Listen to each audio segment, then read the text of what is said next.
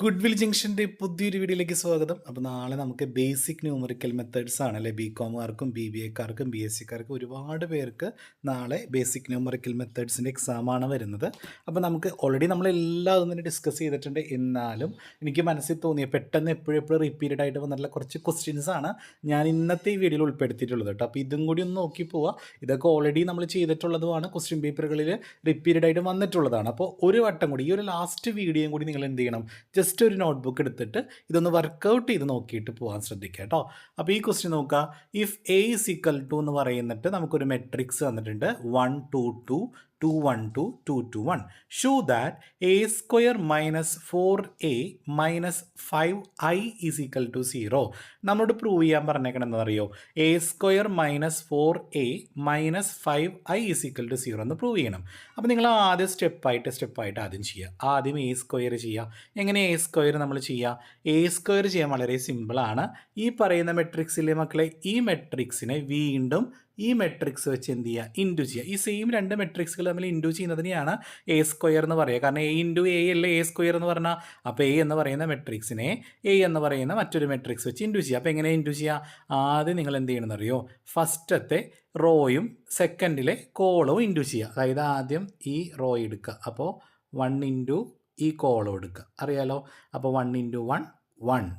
അടുത്തത് 2 ഇൻറ്റു 2 4. അങ്ങനെ ഈ 2വിനെയും ഈ 2വിനെ ഇൻറ്റു ചെയ്യുക. അങ്ങനെ ഓരോ റോയിലെ ഓരോ എലമെൻറ്റിനെയും മറ്റൊരു മെട്രിക്സിലെ കോളത്തിലെ എലമെൻറ്റ് വെച്ച് ഇൻറ്റു ചെയ്യുക. അപ്പോൾ ആദ്യം 1 into 1 1 plus 2 into 2 4 plus 2 into 2 4. അപ്പോൾ നമ്മുടെ അത് കഴിഞ്ഞു. ഈ ഒരു സെക്ഷൻ നമ്മുടെ കഴിഞ്ഞു. ഇനി നമ്മൾ എന്ത് ചെയ്യണം, വീണ്ടും ആ റോയിനെ സെക്കൻഡ് കോളമായിട്ട് ഇൻറ്റു ചെയ്യുക. അപ്പോൾ 1 ഇൻറ്റു 2 2. അടുത്തത് 2 ഇൻറ്റു 1 2 2 ഇൻറ്റു 2 4. അങ്ങനെ നമുക്ക് കിട്ടും. അപ്പോൾ നമ്മുടെ അത് കഴിഞ്ഞു. ഇനി അടുത്ത് എന്ത് ചെയ്യുക, ഫസ്റ്റ് റോയിനെ തേർഡ് കോളം വെച്ച് ഇൻറ്റു ചെയ്യുക. അപ്പോൾ 1 ഇൻറ്റു 2 2 എന്ന് കിട്ടും നമുക്ക്. 2 ഇൻറ്റു 2 4. അങ്ങനെ ഓരോ റോയിനെയും ഓരോ കോളം വെച്ച് ആദ്യം ഇൻറ്റു ചെയ്യുക. ഇനി അടുത്ത ലൈൻ കിട്ടാനായിട്ടോ സെക്കൻഡ് റോ എടുക്കുക. സെക്കൻഡ് റോയിനെ ഫസ്റ്റ് കോളമായിട്ട് ഇൻറ്റു ചെയ്യുക. അതുപോലെ സെക്കൻഡ് റോയിനെ തേർഡ് കോളമായിട്ട് ഇൻറ്റു ചെയ്യുക. അതുപോലെ തന്നെ സെക്കൻഡ് റോയിനെ നമ്മൾ എന്ത് ചെയ്യുക, മൂന്നാമത്തെ കോളം വെച്ച് ഇൻറ്റു ചെയ്യുക. അപ്പോൾ നമുക്ക് ഇത് കിട്ടും. അങ്ങനെ ആ സെക്ഷൻ കഴിഞ്ഞു. അടുത്ത് നിങ്ങൾ മൂന്നാമത്തെ റോ എടുക്കുക. മൂന്നാമത്തെ റോയിനെ എന്ത് ചെയ്യുക, ഫസ്റ്റ് കോളം വെച്ച് ഇൻറ്റു ചെയ്യുക. മൂന്നാമത്തെ റോയിനെ സെക്കൻഡ് കോളം വെച്ച് ഇൻറ്റു ചെയ്യുക.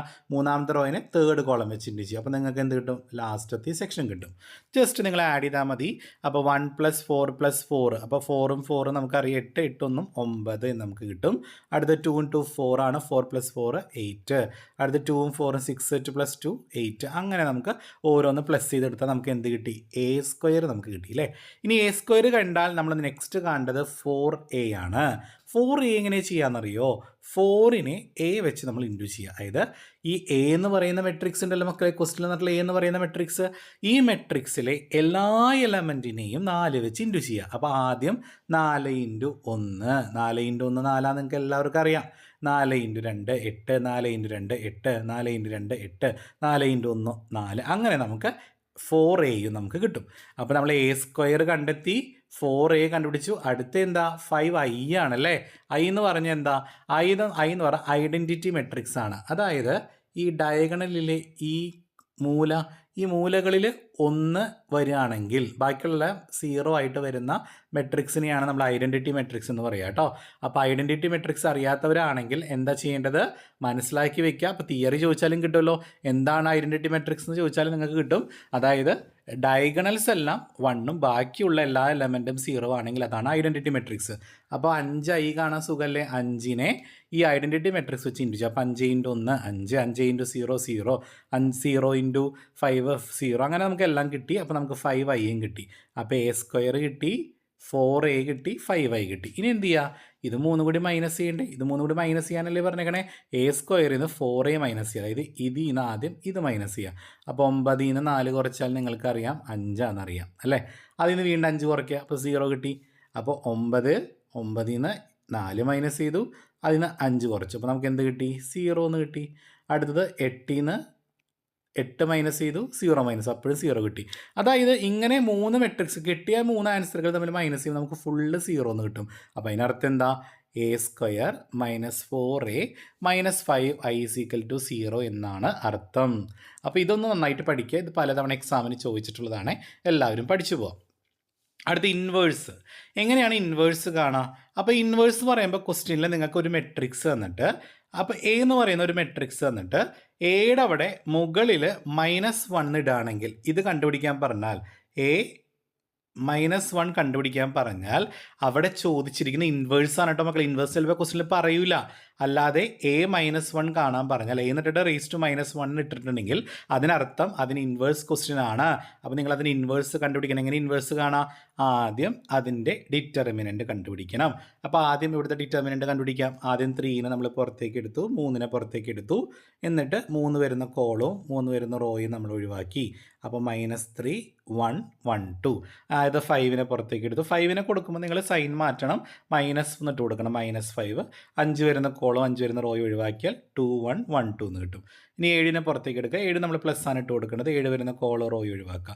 അങ്ങനെ ഡിറ്റർമിനൻ്റ് കാണുമ്പോൾ നമുക്ക് -1. ഈ ഡിറ്റർമിനൻ്റ് നമ്മൾ 2 ലൈനുകൾക്കുള്ളിൽ എഴുതിയിട്ട് ഇങ്ങനെ കണ്ടുപിടിക്കാൻ പറഞ്ഞാൽ ഡിറ്റർമിനൻ്റ് കാണാൻ അർത്ഥം കേട്ടോ. അപ്പോൾ ഡിറ്റർമിനൻ്റ് ഇങ്ങനെ ഡയറക്റ്റ്ലി സെൻറ്റൻസ് ആയിട്ടോ വേർഡായിട്ടോ ചോദിക്കണമെന്നില്ല. ഇതുപോലൊരു ക്വസ്റ്റ്യൻ എ എന്ന് പറയുന്ന മെട്രിക്സ് കണ്ടിട്ട് ഇത് കാണാൻ പറഞ്ഞാൽ അത് ഡിറ്റർമിനൻ്റ് ആണ്. അതുപോലെ എ ഇട്ടിട്ട് മുകളിൽ -1 കാണാൻ പറഞ്ഞാൽ അത് ഇൻവേഴ്സ് ആണ്. അപ്പോൾ ഇൻവേഴ്സ് കാണണമെങ്കിൽ ആദ്യം അതിൻ്റെ കോഫാക്ടർ കാണണം. കോഫാക്ടർ ആണ് എല്ലാവർക്കും അറിയാമെന്ന് എനിക്കറിയാം.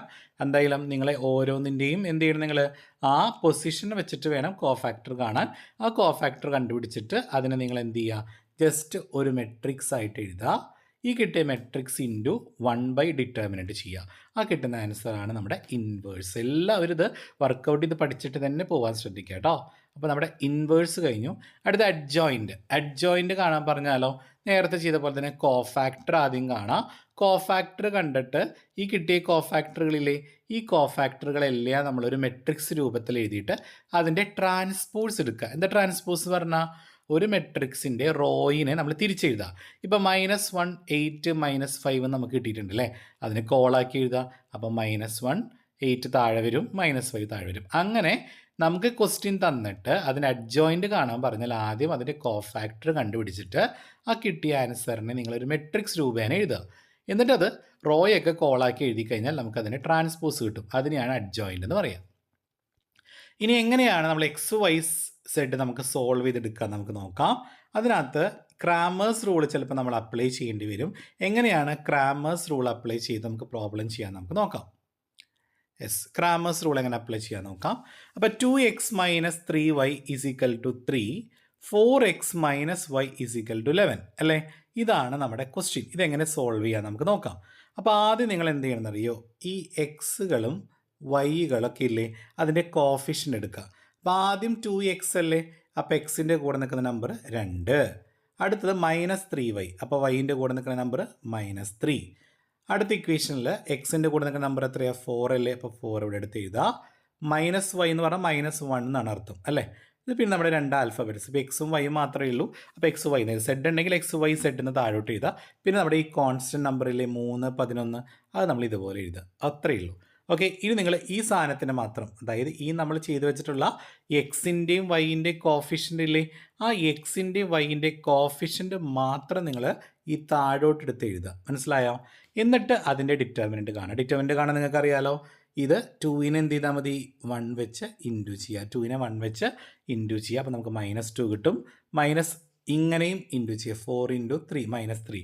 അപ്പോൾ 4 × -3 എന്ന് പറഞ്ഞാൽ -12 ആണ്. അപ്പോൾ -2 നടുക്ക് മൈനസ് ഇട്ട് കൊടുക്കുക. -12. അപ്പോൾ നടുക്ക് 2 മൈനസ് വന്നാൽ അതെന്താവും? പ്ലസ് ആവും അല്ലേ? അപ്പോൾ -2 + 12 എന്ന് വന്നു. 1 മൈനസും 1 പ്ലസ്സും ആണെങ്കിൽ നമ്മൾ എങ്ങനെ ആഡ് ചെയ്യുക? വലുതിൽ നിന്ന് ചെറുത് കുറച്ച് വലുതിൻ്റെ സൈൻ. അപ്പോൾ 12ൽ നിന്ന് 2 കുറച്ച് നമുക്ക് 10 നീട്ട്. വലുതിൻ്റെ സൈൻ പോസിറ്റീവാണ്. ഇനി ഇതാണ് ഫസ്റ്റ് സ്റ്റെപ്പ്. ആദ്യം നമുക്ക് എക്സിൻ്റെയും വൈൻ്റെയും എന്തെടുത്ത കോഫിഷ്യൻ്റ് എടുത്ത് എഴുതി. എന്നിട്ട് അതിൻ്റെ ഡിറ്റർമിനൻ്റ് കണ്ടുപിടിച്ചു. അതിനെയാണ് നമ്മൾ എ ഡിറ്റർമിനൻ്റ് എന്ന് പറയുക. ഇനി നമ്മൾ എന്ത് ചെയ്യണമെന്ന് അറിയോ? ഇനി നമ്മൾ ഉണ്ടാക്കി വെച്ചിട്ടുള്ള ഈ മെട്രിക്സ് ഇല്ലേ, അതിൽ ഈ ഫസ്റ്റ് കോളം ഇല്ലേ മക്കളെ, ഫസ്റ്റ് കോളം അതെടുത്ത് കളഞ്ഞിട്ട് അതിലോട്ട് എന്ത് അപ്ലൈ ചെയ്യുക? നമ്മുടെ കോൺസ്റ്റൻറ്റ് ടേം ആയിട്ടുള്ള 3 11 ഇട്ട് കൊടുക്കുക. അപ്പോൾ 2 4ന് പകരം നിങ്ങൾ എന്തിട്ട് കൊടുക്കുക? 3 11 ഇട്ടിട്ട് വീണ്ടും അതിന് ഡിറ്റർമിനൻ്റ് കാണാം. നമുക്ക് 30 എന്ന് കിട്ടും. അടുത്ത സ്റ്റെപ്പിലോ ഏറ്റവും എങ്ങനെ കാണാം? ഈ രണ്ടാമത്തെ കോളം ഇല്ലേ, രണ്ടാമത്തെ കോളം അതെടുത്ത് കളയുക. അതായത് -3യും -1 ഇട്ട് കളഞ്ഞിട്ട് അവിടെ 3യും 11 ഇട്ട് കൊടുക്കുക. മനസ്സിലായാലേ? 3 11 ഇട്ട് കൊടുക്കുക. അപ്പോൾ ശ്രദ്ധിക്കുക, A2 കാണാനായിട്ട് നിങ്ങൾ എന്താ ചെയ്യേണ്ടതെന്നറിയോ? A2 കാണാനായിട്ട് രണ്ടാമത്തെ കോളം കളഞ്ഞിട്ട് അവിടെ 3യും 11 ഇട്ട് കൊടുക്കുക. കണ്ടില്ലേ? 3 11 ഇട്ട് കൊടുക്കുക. എന്നിട്ട് അതിൻ്റെ കാണാൻ ഡിറ്റർമിനൻ്റ് നമുക്ക് 10 എന്ന് കിട്ടും. ഇനി എക്സ് സോൾവ് ചെയ്യണമെങ്കിൽ നിങ്ങൾ എന്താ ചെയ്യേണ്ടത്? നിങ്ങൾക്ക് കിട്ടിയ A1 ഇല്ലേ, ഫസ്റ്റ് കോളം നിങ്ങൾ എടുത്ത് കളഞ്ഞിട്ട് അവിടെ കോൺസ്റ്റന്റ് ടേം ഇട്ടിട്ട് നിങ്ങൾ 30 കണ്ടുപിടിച്ചിട്ടുണ്ട് അല്ലേ? ആ 30നെ നമുക്ക് ആദ്യം കിട്ടിയ 10 ഡിറ്റർമിനൻ്റ് വെച്ച് ഡിവൈഡ് ചെയ്യുമ്പോൾ നമുക്ക് 3 എന്ന് കിട്ടും. അടുത്ത ഈ 10 രണ്ടാമത്തെ നമ്മൾ കണ്ടുപിടിച്ചില്ലേ, ആ 10നെ ഈ 10 വെച്ച് നമ്മൾ ഡിവൈഡ് ചെയ്യുമ്പോൾ നമുക്ക് 1 എന്ന് കിട്ടും. That is y. അപ്പോൾ എക്സ് നമുക്ക് 3 എന്ന് കിട്ടി, വൈ നമുക്ക് 1 എന്ന് കിട്ടി. വളരെ സിമ്പിളാണ്. എല്ലാവരും ഈ ക്രാമേഴ്സ് റൂൾ പഠിക്കുക. 3 വേരിയബിൾസ് വരുന്ന ക്രാമേഴ്സ് റൂളും പഠിച്ചു വയ്ക്കുക. എക്സ് വൈ സെഡ് ചിലപ്പോൾ എസ് ആയിട്ട് വരാം കേട്ടോ. അതും നന്നായിട്ട് നോക്കിയിട്ട് വേണം നിങ്ങൾ എക്സാമിന് പോകാനായിട്ട് കേട്ടോ. അടുത്ത നമ്മുടെ ക്വസ്റ്റിനിലോട്ട് പോകാം. 2 ബാറ്റ്സ്മെൻ. ഈ ബാറ്റ്സ്മാന് പകരം പലതവണ പല രീതിയിൽ വരാറുണ്ട്. The score of 2 batsmen A and B during a certain match are as follows. അതായത് 2 ബാറ്റ്സ്മെന്, എ എന്ന് പറയുന്ന ബാറ്റ്സ്മെനും ബി എന്ന് പറയുന്ന ബാറ്റ്സ്മെനും കിട്ടിയിട്ടുള്ള സ്കോറാണ് നമുക്ക് താഴെ, മാച്ചിന് കിട്ടിയിട്ടുള്ള സ്കോറാണ് നമുക്ക് താഴെ തന്നിട്ടുള്ളത്. Examine which of the 2 batsmen is more consistent. അതായത് താഴെ കൊടുത്തിട്ടുള്ള ഈ 2 ബാറ്റ്സ്മെന്മാരിൽ ആരാണ് കൂടുതൽ കൺസിസ്റ്റൻ്റ്, ആരാണ് കൂടുതൽ സ്ഥിരത പുലർത്തുന്നത്, അല്ലെങ്കിൽ ആരാണ് കൂടുതൽ കോഫിഷ്യൻ്റ് അല്ലെങ്കിൽ എഫിഷ്യൻ്റ് എന്ന് പറഞ്ഞാൽ കാര്യക്ഷമതയുള്ള ആളെന്ന് അർത്ഥം കേട്ടോ. അപ്പോൾ നിങ്ങൾ ആദ്യം എന്താ ചെയ്യേണ്ടതെന്നറിയോ? ബാറ്റ്സ്മാൻ ഏനെ മാത്രം എടുക്കുക. ബാറ്റ്സ്മാൻ ഏനെ മാത്രം നിങ്ങൾ എടുത്തിട്ട് അതിൻ്റെ സി വി കാണാം, കോഫിഷ്യൻ്റ് ഓഫ് വേരിയേഷൻ കാണാം കേട്ടോ. ഇവിടെ കോഫിഷ്യൻ്റ് ഓഫ് വേരിയേഷൻ കണ്ടുപിടിച്ചാൽ മതി. നമുക്ക് സാധാരണ കൺസിസ്റ്റൻസി കാണാൻ കോഫിഷ്യൻ്റ് ഓഫ് ക്വാർട്ടർ ഡീവിയേഷൻ വെച്ച് ചെയ്യാം, കോഫിഷ്യൻ്റ് ഓഫ് മീൻ ഡീവിയേഷൻ ഒക്കെ വെച്ച് ചെയ്യാം.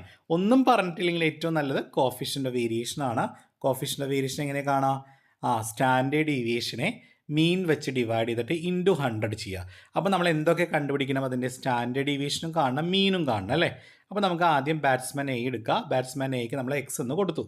എന്നാൽ നമുക്കറിയാം മീൻ കാണണമെങ്കിൽ നമുക്ക് എല്ലാവർക്കും അറിയാം സിഗ്മ എക്സ് ബൈ എൻ ആണ്. അപ്പോൾ ഒന്നുമില്ല, എല്ലാം കൂടി കൂട്ടുക. നമ്മൾ ക്വസ്റ്റിൽ തന്നിട്ടുള്ള ബാറ്റ്സ്മാൻ എയുടെ സ്കോർ എല്ലാം കൂടി കൂട്ടുമ്പോൾ 336 കിട്ടും. അതേ ബൈ എത്ര എണ്ണം ഉണ്ട്? 8 അല്ലേ? 8 ഇന്നിങ്സിൽ കിട്ടിയ സ്കോർ. അപ്പോൾ ബൈ 8 ചെയ്യുമ്പോൾ നമുക്ക് 42 കിട്ടും. അതാണ് നമ്മുടെ മീൻ. അപ്പോൾ നമ്മുടെ സി വി കാണാനായിട്ടുള്ളതിൽ നമുക്ക് മീൻ കിട്ടി. നമുക്ക് ഇനി സ്റ്റാൻഡേർഡ് ഡീവിയേഷൻ കാണാം. സ്റ്റാൻഡേർഡ് ഡീവിയേഷൻ കാണാൻ ഇക്വേഷൻ നിങ്ങൾ പഠിച്ചിട്ട് വേണം പോകാനായിട്ട്. Root of sigma x square by n minus sigma x by n whole square. അപ്പോൾ നിങ്ങൾക്ക് കിട്ടിയിട്ടുള്ള എക്സ് ഇല്ലേ, ആ എക്സ് സ്ക്വയറിൻ്റെ ടോട്ടൽ നമുക്ക് വേണം അല്ലേ? അപ്പോൾ നിങ്ങൾ എക്സ് സ്ക്വയർ എന്ന് പറയുന്ന ഒരു എക്സ്ട്രാ കോളം വരയ്ക്കണം. അത് തന്നിട്ടുള്ള ആ സ്കോറിൻ്റെയൊക്കെ സ്ക്വയർ എടുക്കുക. അപ്പോൾ 10ൻ്റെ സ്ക്വയർ 100, 12 144, 80 6400, അങ്ങനെ എല്ലാം കൂടി എടുക്കുമ്പോൾ നമുക്ക് എക്സ് സ്ക്വയർ കിട്ടും. അതിന് ടോട്ടൽ 25,160. അതാണ് sigma x square. Equation apply ചെയ്യുക. Sigma x square by n എന്ന് പറഞ്ഞാൽ 8 എണ്ണമാണ് വന്നേക്കണേ അല്ലേ? അപ്പോൾ 25,160 ബൈ 8 മൈനസ് മീൻ. ഇവിടെ സിഗ്മ എക്സ് ബൈ എന്ന് പറഞ്ഞാൽ നമുക്കറിയാം അത് മീനാണ് കേട്ടോ. അപ്പം മീൻ നിങ്ങൾ ഓൾറെഡി കണ്ടെത്തിയിട്ടുണ്ടെങ്കിൽ നിങ്ങളിത് കഷ്ടപ്പെട്ട് ഇത് എഴുതണ്ട. 42ൻ്റെ സ്ക്വയർ എന്ന് എഴുതിയാലും മതി. കാരണം 42 അല്ലേ നമ്മുടെ മീൻ. അപ്പോൾ 42 സ്ക്വയർ എന്നിട്ട് കൊടുത്താലും മതി. ഓക്കെ. അപ്പോൾ 3145 42ൻ്റെ സ്ക്വയർ 1764 കുറയ്ക്കുമ്പോൾ 37.16. റൂട്ട് കാണുമ്പോൾ നമുക്ക് 37.16 എന്ന് കിട്ടും. അതാണ് സ്റ്റാൻഡേർഡ് ഡീവിയേഷൻ. ആ 37.16നെ മീൻ വെച്ച് ഡിവൈഡ് ചെയ്യുക. 42 വെച്ച് ഡിവൈഡ് ചെയ്തിട്ട് ഇൻറ്റു 100 ചെയ്യുക. അപ്പോൾ നമുക്ക് 88.48% എന്ന് കിട്ടും. അതാണ് ബാറ്റ്സ്മാൻ എയുടെ. ഇതേപോലെ ബാറ്റ്സ്മാൻ ബിയുടെയും ചെയ്യുക. ബാറ്റ്സ്മാൻ ബിക്ക് ഇതുപോലെ തന്നെ 8 ഇന്നിങ്സിൽ കിട്ടിയ റണ്ണ് തന്നിട്ടുണ്ടല്ലോ, അത് എക്സ് ആയിട്ട് എടുക്കുക. എക്സ് സ്ക്വയർ കാണാം. ആദ്യം മീൻ കാണാം. മീൻ നമുക്ക് എല്ലാം കൂടി കൂട്ടുമ്പോൾ 66 ആണ്. 66 ബൈ 8 ചെയ്യുമ്പോൾ 8.25 കിട്ടും. അപ്പോൾ ഇവിടെ നിങ്ങൾ 8.25 സ്ക്വയർ ഇട്ട് കൊടുത്താൽ മതി. അപ്പോൾ നമുക്ക് ആൻസറും അവിടെ നമുക്ക് 1.562 എന്ന് കിട്ടും. അപ്പോൾ സി വി അവിടെ കാണണമെങ്കിൽ സ്റ്റാൻഡേർഡ് ഡീവിയേഷൻ 1.562 ബൈ 8.25 ഇൻറ്റു 100 18.93. അപ്പോൾ കോഫിഷ്യൻ്റ് ഓഫ് വേരിയേഷൻ എന്ന് പറഞ്ഞ അർത്ഥം വ്യതിയാനം അല്ലേ? അപ്പോൾ അവിടെ വേരിയേഷൻ കൂടുതൽ എക്കല്ലേ? അപ്പോൾ എക്കാണ് കൂടുതൽ വേരിയേഷൻ ഉള്ളത്. അപ്പോൾ എ അല്ല ശരിക്കും കൺസിസ്റ്റൻറ്റ്, ബി ആണ് കൺസിസ്റ്റൻറ്റ്. അതായത് വ്യതിയാനം കൂടുതലുള്ള ആൾ കൺസിസ്റ്റൻസി കുറവായിരിക്കുമല്ലോ അല്ലേ? അപ്പോൾ കോഫിഷ്യൻ്റ് ഓഫ് വേരിയേഷൻ കൂടുതലുള്ള ആൾ ബാറ്റ്സ്മാൻ എ ആണ്, വേരിയേഷൻ കുറവുള്ളത് ബി ആണ്. അപ്പോൾ ബി ആണ് കൺസിസ്റ്റൻറ്റ്. നമുക്ക് എന്ത് പറയാം? Batsman B is more consistent than A എന്ന് പറഞ്ഞാൽ നമുക്ക് ഒരു കൺക്ലൂഷനിൽ എത്തിച്ചേരാം. ഇനി നമ്മൾ എഫിഷ്യൻസി കാണുന്നത് ശരാശരി നോക്കിയിട്ടാണ്, മീൻ നോക്കിയിട്ടാണ്. ഇതിൽ ഏറ്റവും കൂടുതൽ മീൻ ആരുടെയാണ്? എയുടെ മീൻ 42ഉം ബിയുടെ മീൻ 8.25. അപ്പോൾ ശരാശരി സ്കോർ കൂടുതൽ എക്കാണ്. അപ്പോൾ എ ആണ് കൂടുതൽ എന്ത് എഫിഷ്യൻ്റ് കേട്ടോ. അങ്ങനെ ഒരു ആൻസറിലോട്ട് എത്തിച്ചേരുക.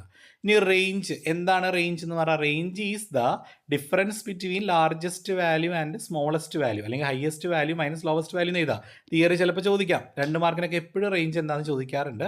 അതുപോലെ 5 മാർക്കിൻ്റെയോ 2 മാർക്കിൻ്റെ ക്വസ്റ്റിനിൽ റേഞ്ചും കോഫിഷ്യൻ്റ് ഓഫ് റേഞ്ചും കാണാൻ ചോദിക്കാറുണ്ട്. റേഞ്ച് കാണാൻ വളരെ സിമ്പിളാണ് കേട്ടോ. ആർക്ക് വേണമെങ്കിലും വർക്കൗട്ട് ചെയ്യാം. റേഞ്ച് എന്ന് പറഞ്ഞാൽ ഒരു ക്വസ്റ്റ്യനിലെ ഏറ്റവും വലിയ വാല്യൂ ആണ്. അപ്പോൾ ഈ ക്വസ്റ്റ്യനിൽ 85 വലുത് അല്ലേ, ഏറ്റവും ചെറുത് 10. അപ്പോൾ നിങ്ങൾ വെറുതെ 85 10 കുറച്ചാൽ മതി മക്കളെ, റേഞ്ച് കിട്ടി. ഇനി കോഫിഷ്യൻ്റ് ഓഫ് റേഞ്ച് കാണണമെങ്കിലോ 85 10 കുറയ്ക്കുക ബൈ 85 + 10 ചെയ്യുക, ജസ്റ്റ് ഡിവൈഡ് ചെയ്യുക. അപ്പോൾ 0.79. ഈ കോഫിഷ്യൻ്റ് എപ്പോഴും നമുക്ക് മാക്സിമം 1 കിട്ടുക, 1ൽ താഴെ ആയിരിക്കും ആൻസർ മാക്സിമം കേട്ടോ. അപ്പോൾ അതൊന്ന് ഓർത്ത് വയ്ക്കുക. അപ്പോൾ ഇവിടെ നമ്മൾ 85 10 കുറയ്ക്കുന്നു ബൈ 85 + 10 ചെയ്യുക, അപ്പോൾ 0.79. ഇനി നമുക്ക് ഇക്വേഷൻ എന്ന് പറയുന്ന ചാപ്റ്ററിലൊക്കെ എപ്പോഴും വരുന്നൊരു ക്വസ്റ്റൻ ആണ്. Find 2 numbers whose sum is 18 and whose product is 72. അതായത് 2 നമ്പറുകളുടെ തുകയും തരും, ആ 2 നമ്പറുകളുടെ ഗുണനഫലവും തരും. എന്നിട്ട് ആ 2 നമ്പറുകൾ കാണാൻ പറയും. അപ്പോൾ നമുക്ക് ആ 2 നമ്പർ എക്സും വൈ ആയിട്ട് എടുത്താൽ ആ 2 നമ്പറിൻ്റെ സം എന്ന് പറഞ്ഞാൽ എന്ത് കൊടുക്കാം നമുക്ക്, എക്സ് പ്ലസ് വൈ. ഇനി 2ൻ്റെ പ്രൊഡക്റ്റ് എന്ന് പറയുമ്പോൾ എക്സ് ഇൻറ്റു വൈ 72. ഓക്കെ അല്ലേ. ഇനി നിങ്ങൾ എന്ത് ചെയ്യണമെന്നറിയോ, ഈ എക്സ് പ്ലസ് വൈ 18 ആണെങ്കിൽ x is equal to 18 y എന്ന് കൊടുക്കാമല്ലോ. കാരണം ഈ എക്സിന് ഇവിടെ നിർത്തുകയാണ് നമ്മൾ. അപ്പോൾ പ്ലസ് വൈ അങ്ങോട്ട് പോകുമ്പോൾ മൈനസ് വൈ ആവും. അപ്പോൾ എക്സ് എന്ന് പറഞ്ഞാൽ 18 മൈനസ് വൈക്ക് തുല്യമാണ്. ഈ സാധനം നിങ്ങൾ എന്ത് ചെയ്യണം, ഈ ഗുണനഫലത്തിൽ ഇട്ട് കൊടുക്കണം. അതായത് എക്സ് ഇൻറ്റു വൈ അല്ലേ 72, എക്സ് വൈ അല്ലേ മക്കളെ 72. ഇവിടെ നമ്മൾ എന്ത് ചെയ്യണം, ഈ എക്സിൻ്റെ പ്ലേസിൽ എക്സ് എന്ന് പറയുന്ന സാധനത്തിന് പകരം നിങ്ങൾ എന്തിട്ട് കൊടുക്കണം, 18 മൈനസ് വൈ. കാരണം എക്സ് എന്ന് പറഞ്ഞാൽ 18 മൈനസ് വൈക്ക് തുല്യമല്ലേ. അപ്പോൾ എക്സിൻ്റെ പ്ലേസിൽ നിങ്ങൾ 18 മൈനസ് വൈ എന്നിട്ട് കൊടുക്കുക, into y is equal to 72. അപ്പോൾ y into 18 y minus y into y minus y square plus 72 ഇങ്ങോട്ട് പോകുമ്പോൾ മൈനസ് 72 ഈക്വൽ ടു 0. അപ്പോൾ നമുക്ക് ഇപ്പോൾ നിങ്ങൾക്ക് ഒരു ക്വാഡ്രേറ്റിക് ഇക്വേഷനായി. ക്വാഡ്രേറ്റിക് ഇക്വേഷൻ എന്ന് പറയുമ്പോൾ ആദ്യം സ്ക്വയറിൻ്റെ ടേമാണ് ആദ്യം വരേണ്ടത് കേട്ടോ. അപ്പോൾ മൈനസ് വൈ സ്ക്വയർ ആണ് നിങ്ങൾ ആദ്യം എഴുതേണ്ടത്. Minus y square plus 18 y minus 72 is equal to 0. ഒരു കാര്യം ശ്രദ്ധിക്കണം, ഈ വൈ സ്ക്വയറിൻ്റെ കൂടെ എപ്പോഴും മൈനസ് നിന്നാൽ നമുക്ക് ഭയങ്കര കഷ്ടകാലമാണ്. അപ്പോൾ നിങ്ങൾ എന്ത് ചെയ്യണം, അതിന് സൈൻ മാറ്റണം. അതിന് മാത്രം സൈൻ മാറ്റരുത്, എല്ലാത്തിൻ്റെയും മാറ്റണം. അപ്പോൾ മൈനസ് വൈ സ്ക്വയർ നമുക്ക് പ്ലസ് വൈ സ്ക്വയർ എന്ന് എഴുതാം. അതുപോലെ പ്ലസ് 18 വൈ എന്നുള്ളത് മൈനസ് 18 വൈ ആവും. മൈനസ് 72 ഉള്ളതോ പ്ലസ് 72 ആവും. ഇപ്പോൾ നിങ്ങൾക്ക് സിമ്പിളായിട്ടൊരു ക്വാഡ്രേറ്റിക് ഇക്വേഷൻ കിട്ടിയില്ലേ. ഇത് സോൾവ് ചെയ്തെടുക്കുക. നമ്മുടെ സോൾവ് ചെയ്യാനുള്ള ഫോർമുല അറിയാലോ, minus b plus or minus root of b square minus 4ac/2a വെച്ചിട്ട് നിങ്ങളത് സോൾവ് ചെയ്യുമ്പോൾ നമുക്ക് ആൻസർ കിട്ടും 12 6 കിട്ടും. അതാണ് ആ 2 നമ്പറുകൾ കേട്ടോ. എല്ലാവരും ഇത് വർക്കൗട്ട് ചെയ്ത് പഠിച്ചിട്ട് വേണം പോകാനായിട്ട്. ഇനി സ്ക്യൂനെസ് എന്താണ്? സ്ക്യൂനെസ് എന്ന് പറഞ്ഞാൽ ലാക്ക് ഓഫ് സിമെട്രി ആണ്. അത് 2 വിധത്തിലുണ്ട്, പോസിറ്റീവ് ഉണ്ട്, നെഗറ്റീവ് ഉണ്ട്. പോസിറ്റീവ് എന്ന് പറഞ്ഞാൽ mean greater than median greater than mode ആണെങ്കിൽ പോസിറ്റീവാണ്. അതിൻ്റെ ഫിഗർ വരയ്ക്കാൻ മറക്കരുത് കേട്ടോ. ഈ ഫിഗർ നടുക്കത്തെ ഫിഗറാണ്. റൈറ്റിലോട്ട് ടെയിൽ വാല് പോലെ കിടക്കുന്നതാണ് പോസിറ്റീവ് സ്ക്യൂനെസ്, ലെഫ്റ്റിലോട്ട് വാല് പോലെ കിടക്കുന്നതാണ് നെഗറ്റീവ് സ്ക്യൂനെസ്. ഇനി വാലൊന്നും ഇല്ലാതെ കറക്റ്റ് സെൻട്രലാണെങ്കിൽ അതിനെയാണ് സിമെട്രിക് എന്ന് പറയുക കേട്ടോ. അതുപോലെ കർട്ടോസിസ് ഒക്കെ ചോദിച്ച് ഉറപ്പായിട്ട് ഈ ഫിഗർ വരയ്ക്കേണ്ട മക്കളെ. കർട്ടോസിസ് എന്ന് പറഞ്ഞാൽ പീക്കണ്ണസ് മെഷർ ചെയ്യാൻ വേണ്ടി യൂസ് ചെയ്യുന്ന ഒരു സ്റ്റാറ്റിസ്റ്റിക്കൽ ടെക്നിക്കാണ് കർട്ടോസിസ്. അതിന് 3 തലങ്ങളുണ്ട്. ഒന്ന് ലെപ്റ്റോ കർട്ടിക്, മെസ്സോ കർട്ടിക്, പ്ലേറ്റി കർട്ടിക്. ഈ മെസ്സോ കർട്ടിക്കിനെയാണ് നമ്മൾ നോർമൽ കർട്ടിക് എന്ന് പറയുക കേട്ടോ. അപ്പോൾ അത് പഠിച്ചിട്ട് പോവുക, വരയ്ക്കുക. ചോദിച്ചില്ലെങ്കിൽ നിങ്ങൾ വരയ്ക്കട്ടോ മക്കളെ കർട്ടോസിസ് ചോദിച്ചാൽ. ഇനി സിമ്പിൾ ഇൻട്രസ്റ്റ് എങ്ങനെ കാണാം നമുക്ക് നോക്കാം. സിമ്പിൾ ഇൻട്രസ്റ്റ് കാണാനുള്ള ഇക്വേഷൻ നിങ്ങൾക്ക് എല്ലാവർക്കും അറിയാം. Interest is equal to PNR അല്ലേ. PNR/100 നമുക്ക് വേണമെങ്കിൽ കൊടുക്കാം. ഇനി നമുക്ക് പ്രിൻസിപ്പൽ എമൗണ്ട് കൂടി കൂടുതൽ എമൗണ്ട് കണ്ടുപിടിക്കണമെങ്കിൽ P + PNR/100. ഓക്കെ, അതവിടെ നിൽക്കട്ടെ. ഒരു ക്വസ്റ്റ്യൻ നോക്കാം. Find the total interest and amount at the end of 5th year for ₹5,000 at 10% per annum simple interest. അപ്പോൾ PNR അപ്ലൈ ചെയ്താൽ മതി മക്കളെ. P എന്ന് പറഞ്ഞാൽ പ്രിൻസിപ്പൽ എമൗണ്ട് ആണ്, നമ്മൾ ഡെപ്പോസിറ്റ് ചെയ്ത എമൗണ്ട് ആണ് P. അപ്പോൾ ഇവിടെ 5000 അല്ലേ, അപ്പോൾ 5000 ഇട്ട് കൊടുക്കുക. ഇൻറ്റു N എന്ന് പറഞ്ഞാൽ നമ്പർ ഓഫ് ഇയർ, 5 വർഷമല്ലേ, അപ്പോൾ ഇൻറ്റു 5 ഇട്ട് കൊടുക്കുക. Into rate of interest 10/100. അപ്പോൾ ഇൻറ്റു 10/100 ചെയ്യുക. അപ്പോൾ നമുക്ക് ആൻസർ 2500 കിട്ടും. അപ്പോൾ PNR ചെയ്താൽ മതി കേട്ടോ. P into N into R ചെയ്യുമ്പോൾ 6/100 റേറ്റ് ഓഫ് ഇൻട്രസ്റ്റ് അല്ലേ. അപ്പോൾ നമുക്ക് 2500 നേരിട്ട് കിട്ടും. അപ്പോൾ 2500 ആണ് ഇവിടുത്തെ പലിശ.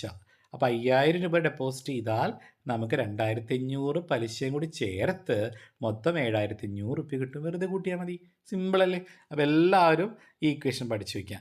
ഇനിയിപ്പോൾ മാസക്കണക്കോ അല്ലെങ്കിൽ ഡേയ്സ് ഒക്കെ ആണെങ്കിൽ നിങ്ങൾ എടുക്കുമ്പോൾ എന്ത് ചെയ്യണം? ഇപ്പോൾ ഡേയ്സ് തരണമെങ്കിൽ 73 ദിവസത്തെ പലിശ കാണാൻ പറഞ്ഞാൽ 73/365 ചെയ്യുക. കാരണം ഒരു വർഷത്തിൽ 365 ദിവസമല്ലേ.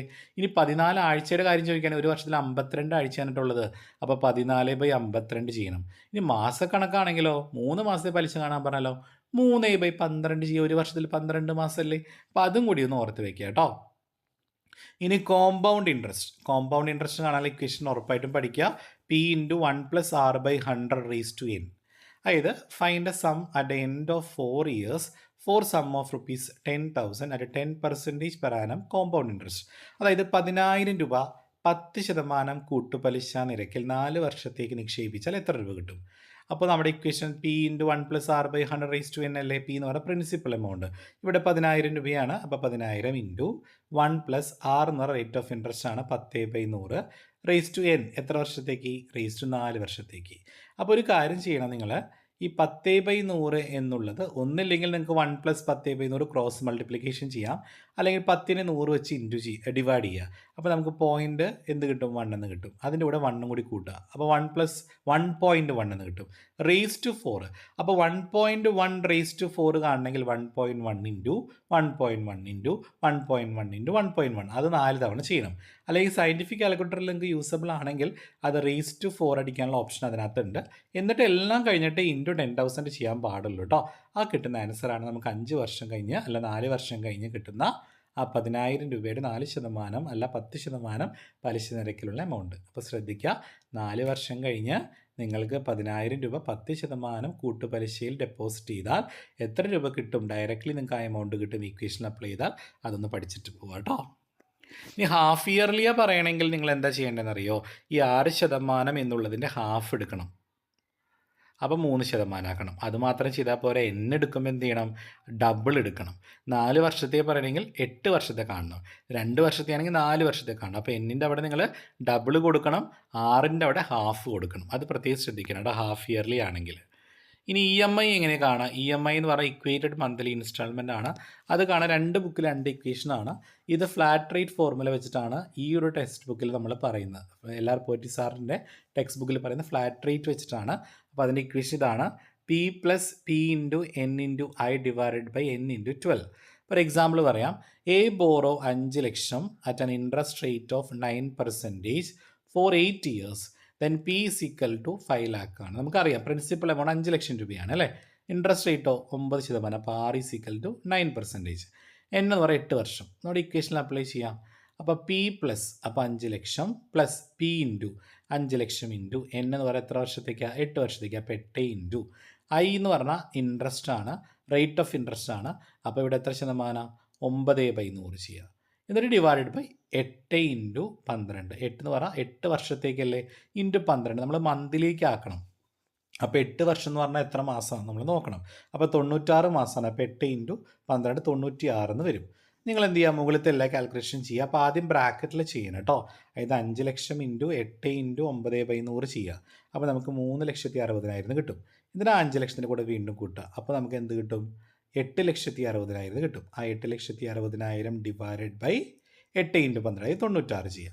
അപ്പോൾ 8,958.3 എന്ന് കിട്ടും. അതിനർത്ഥം നമ്മൾ ഓരോ മാസം നമ്മൾ 8,958.33 വെച്ച് അടയ്ക്കണം. അങ്ങനെ 96 മാസം അടയ്ക്കുമ്പോൾ നമുക്ക് 8,59,990, അതായത് 8,60,000 വരുന്നതാണ് അർത്ഥം. മനസ്സിലായില്ലേ? അതാണ് അതിൻ്റെ അർത്ഥം. അപ്പോൾ നിങ്ങളൊരു കാര്യം മനസ്സിലാക്കേണ്ടത്, 5 ലക്ഷം രൂപയാണ് നമ്മൾ ലോൺ എടുക്കുന്നതെങ്കിൽ എന്തായാലും അടച്ചു വരുമ്പോൾ അതിൽ കൂടുതൽ പൈസ വരും. അത് നിങ്ങൾ ജസ്റ്റ് ഒന്ന് ഇൻറ്റു ചെയ്തൊന്ന് കൺഫേം ചെയ്യുക. നിങ്ങൾക്ക് ആ എമൗണ്ടിനേക്കാൾ കൂടുതൽ കിട്ടുന്നുണ്ടോ എന്ന് കൺഫേം ചെയ്തിട്ടാണ് നിങ്ങൾ എന്ത് ചെയ്യാനായിട്ട് അവിടെ നിന്ന് എഴുന്നേറ്റ് പോകാനായിട്ട് കേട്ടോ. അടുത്ത ഫൈൻഡ് അരിത്തമെറ്റിക് മീൻ ബിറ്റ്വീൻ. ഈ ബിറ്റ്വീൻ എന്ന് പറയുന്ന ക്വസ്റ്റ്യൻ എപ്പോഴും വരാറുള്ളതാണ്. 4 and 8. അപ്പോൾ വെറുതെ ബിറ്റ്വീൻ എന്ന് പറഞ്ഞ അടുക്കത്തെ നമ്പർ കാണാൻ പറഞ്ഞാൽ 4 + 8/2. അപ്പോൾ നമുക്ക് 6 എന്ന് കിട്ടും. ഇനി insert 4 arithmetic mean between 5 and 20 എന്ന് പറയുമ്പോൾ നിങ്ങൾ എന്താ ചെയ്യേണ്ടത്? യെസ്, അതായത് 5നും 20നും ഇടയിൽ 4 എണ്ണം എന്നല്ലേ പറഞ്ഞേക്കണേ. 4 എന്നല്ലേ പറഞ്ഞേക്കണേ. അപ്പോൾ നിങ്ങൾ എന്ത് ചെയ്യണമെന്ന് വെച്ചിട്ടുണ്ടെങ്കിൽ ഇവിടെ 4 അരിത്തമാറ്റിക് മീൻ നമുക്ക് ഇൻസർട്ട് ചെയ്യണം. 5നും 20നും ഇടയിൽ 4 അരിത്തമാറ്റിക് മീൻ നമ്മൾ ഇൻസർട്ട് ചെയ്യണം. അപ്പോൾ ടോട്ടലി നമുക്ക് എത്ര ടേം വരും? 6 ടേംസ് നമുക്കിവിടെ ഉണ്ടാവും. അപ്പോൾ n എന്ന് പറഞ്ഞാൽ ഇവിടെ 6 എന്നായിരിക്കും വരിക. n എത്രയായിരിക്കും വരിക? 6 ആയിരിക്കും വരിക. a എന്ന് പറഞ്ഞാൽ നിങ്ങൾ ഫസ്റ്റ് ടേമാണ്. ഫസ്റ്റ് ടേം നിങ്ങൾ 5 എന്ന് കൊടുക്കുക. ലാസ്റ്റ് ടേം എന്ന് പറഞ്ഞാൽ എന്താ? TN, അതായത് 6ാമത്തെ ടേമാണ് ഇവിടെ 20. 6ാമത്തെ ടേമാണ് 20. അതിനകത്ത് നിങ്ങൾ അപ്ലൈ ചെയ്ത് കൊടുത്താൽ മതി മക്കളെ. അപ്പോൾ 6ാമത്തെ ടേം എന്ന് പറഞ്ഞാൽ എന്താ? a+5d അല്ലേ? Apply a+5d = 20. അപ്പോൾ d കോമൺ ഡിഫറൻസ് കണ്ടുപിടിക്കാമല്ലോ. 5d = 20 ന്ന് 5 കുറച്ചാൽ 15. അപ്പോൾ d = 15/5 3 എന്ന് കിട്ടും. അപ്പോൾ കോമൺ ഡിഫറൻസ് 3 കിട്ടിയില്ലേ? അപ്പോൾ ഫസ്റ്റ് ടേം 5 അല്ലേ? അപ്പോൾ സെക്കൻഡ് ടേം കാണാൻ കോമൺ ഡിഫറൻസ് കൂട്ടിയാൽ പോരെ?